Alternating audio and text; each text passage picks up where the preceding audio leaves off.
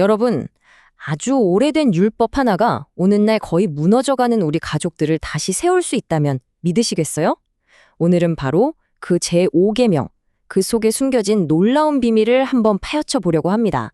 바로 이 질문, 이게 오늘 우리가 풀어야 할 가장 큰 숙제입니다. 아니, 수천 년 전에 쓰인 이 계명이 어떻게 지금 우리 시대의 문제를 이렇게 정확하게 꿰뚫어 볼 수 있을까요?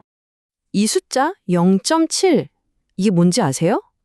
바로 대한민국의 합계 출산율입니다. 전 세계에서 가장 낮은 수치죠. 우리가 말하는 가족의 위기가 얼마나 심각한지 이보다도 차갑게 보여주는 숫자는 없을 겁니다. 그리고 이 숫자도 한번 보세요. 800만. 이건 우리나라 1인 가구의 숫자입니다. 계속해서 늘고 있죠. 이젠 뭐랄까, 가족이라는 말의 의미 자체가 근본부터 흔들리고 있다는 걸 보여주는 증거예요.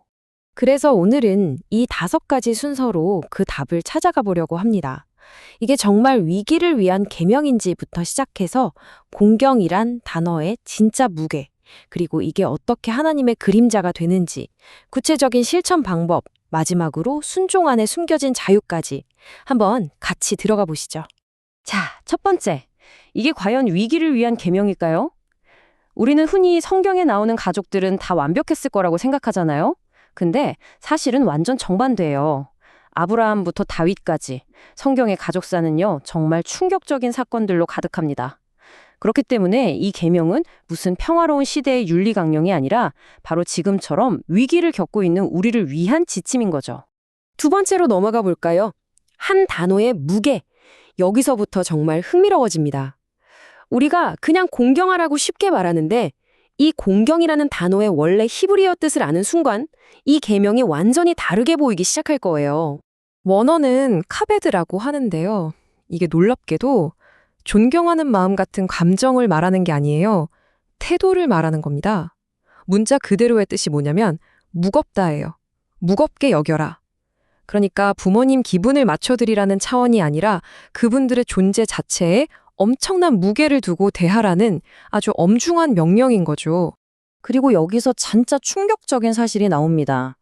성경 전체에서 누군가를 카베드, 즉 무겁게 여기라고 명령할 때 그 대상이 딱 둘 뿐이에요. 한 분은 하나님, 그리고 인간 중에서는 유일하게 부모님입니다. 이것만 봐도 부모 공경이 그냥 착한 사람이 되라는 윤리적인 가르침이 아니라는 걸 알 수 있죠. 말라기서의 이 외칭을 보면 이 연결고리가 더 확실해져요.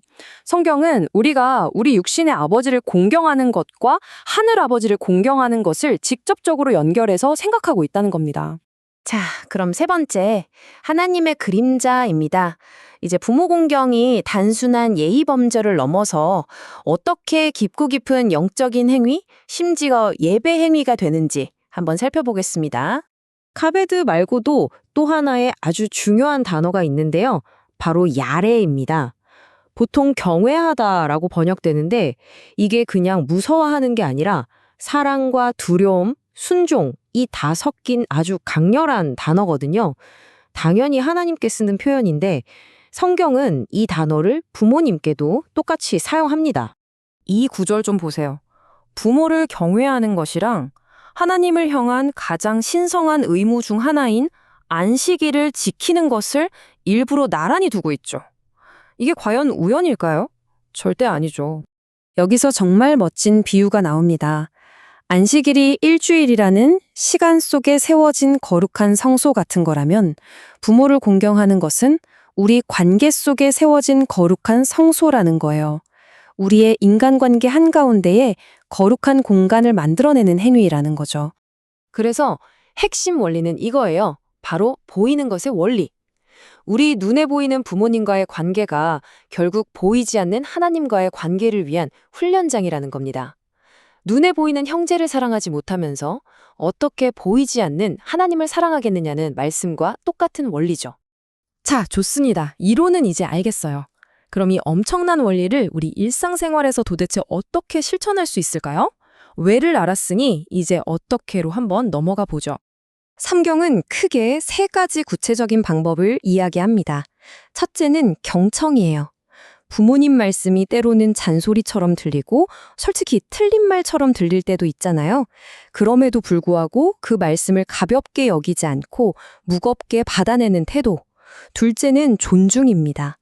나이가 드시면서 보이는 연약한 모습들 너머에 있는 그분들이 살아오신 세월의 무게를 귀하게 여기는 거죠. 마지막 셋째는 돌봄입니다. 특히 부모님이 연로하셔서 경제적으로 힘드실 때 그 필요를 실질적으로 채워드리는 겁니다. 특히 이 세 번째, 돌봄에 대해서는 신약 성경이 정말 무섭게 이야기해요.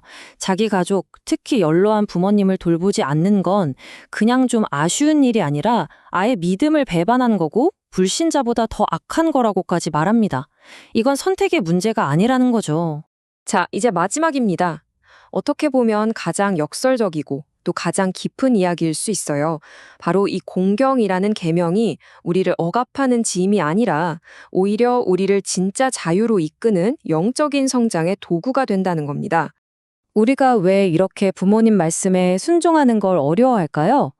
성경은 그 뿌리가 첫사람 아담에게서 시작된 권위에 저항하려는 본성 때문이라고 말해요. 그런데 예수님은요, 바로 그 지점에서 완전히 반대의 길을 보여주셨어요. 바로 순종을 통해서 잃어버렸던 진짜 자유를 되찾는 길을 우리에게 열어주신 거죠. 이 장면 한번 상상해 보세요. 정말 놀랍지 않나요? 하나님의 아들이신 그분이 완벽하지 않았을 평범한 목스 아버지와 어머니에게 순종하셨다는 거예요. 그리고 성경은 바로 그 순종을 통해서 예수님이 지혜와 키가 자라갔다고 기록해요. 순종이 곧 성장의 길이었던 셈이죠. 바로 이겁니다. 이게 제5계명의 궁극적인 목표예요. 부모님을 공경하는 건 결국 내 안에 있는 교만을 깨트리고 보이지 않는 하나님의 권위를 신뢰하고 따르는 법을 배우게 하는 최고의 영적 훈련장이라는 것. 자, 오늘 이야기 한번 정리해 볼까요?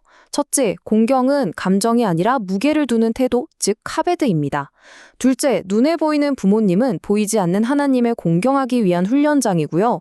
셋째, 구체적인 방법은 경청, 존중, 그리고 돌봄입니다.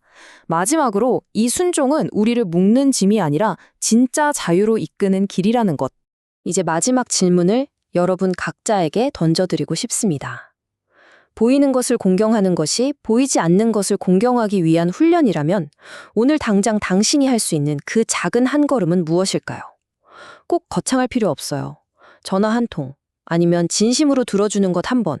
오늘 여러분의 그 작은 한 걸음은 무엇이 될 수 있을까요?